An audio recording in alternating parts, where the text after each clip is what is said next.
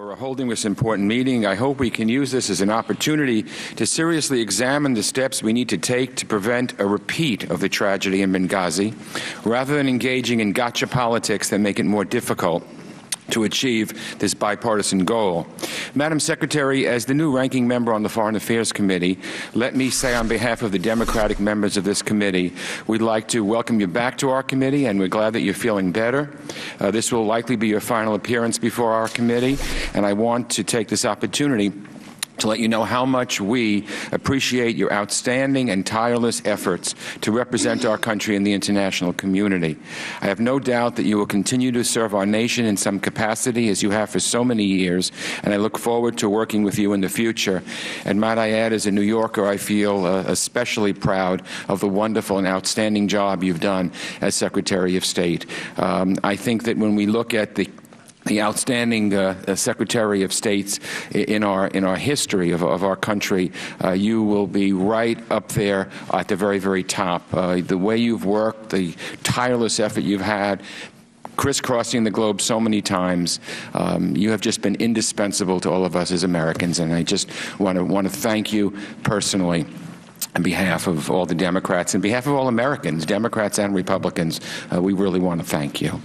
Mr. Chairman, the committee has no greater responsibility than making sure that the men and women of the State Department, USAID, and other public servants who work abroad are provided the security they deserve.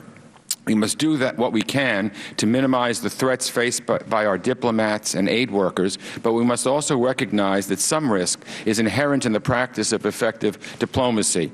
We cannot advance America's interests around the world if we isolate ourselves behind embassy walls or limit the deployment of our diplomats to low-risk environments.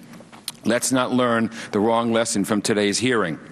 The Accountability Review Board, or ARB, convened by Secretary Clinton, found a number of failures that resulted from a lack of leadership in 2 State Department bureaus, as well as woefully inadequate local security in Benghazi. Clearly, mistakes were made.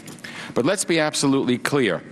Barack Obama was not responsible for the Benghazi attack any more than George W. Bush was responsible for the 9/11 attacks, or Ronald Reagan was responsible for the attacks on our Marine barracks in Beirut, which killed over 200 Marines. And frankly, whether it was called a terrorist attack or not, in the immediate aftermath, as far as I'm concerned, is irrelevant. We just have to make sure that it never happens again, so that in the future our people are protected. That's what I want to get out of all of this.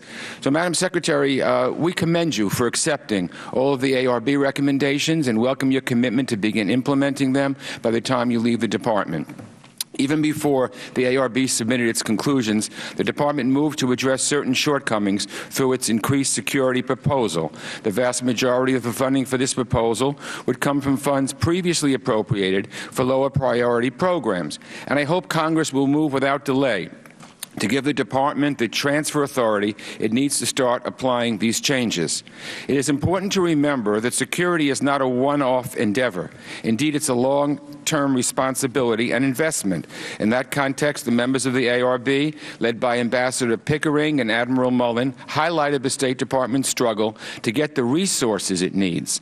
The ongoing problem has led to a culture at the Department in which some senior managers appear to be more interested in conserving resources than in achieving specific goals.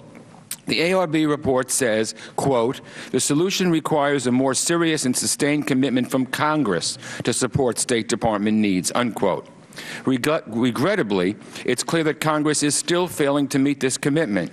In the most recent State Department funding bill, approved by the House Appropriations Committee, the administration's request for embassy security, construction, and maintenance was cut by $112 million, and worldwide security protection reduced by $149 million. The Senate, by comparison, did not cut either account. So let me again reiterate what I just said about Congress's responsibility. Over the past 2 years alone, the administration's request for diplomatic security funding has been slashed by more than $500 million in Congress. This makes it impossible for the State Department to build enough new, secure diplomatic facilities or improve those that already exist. The current appropriations bill for fiscal 2013 continues this negative trend. The measure reported out of the House Appropriations Committee hacked base funding for worldwide security protection and embassy security construction and maintenance by more than $260 million. The Senate Appropriations Committee fully funded both requests. So what I'm saying here is that we have much work to do for ourselves. If we truly want to maintain a global reach, then we need to make the necessary investments in safeguarding our personnel who serve in dangerous environments. So, Mr. Chairman, you have indicated your intention to work on a State Department authorization bill, and I would like to work with you in a bipartisan manner to craft legislation that improves the Department's ability to manage its resources and provides the funding necessary to secure our people and facilities globally. So I thank you, and I look forward to the Secretary's testimony. Thank you, Mr. Engel. To help us understand the State Department's response to the Benghazi attack,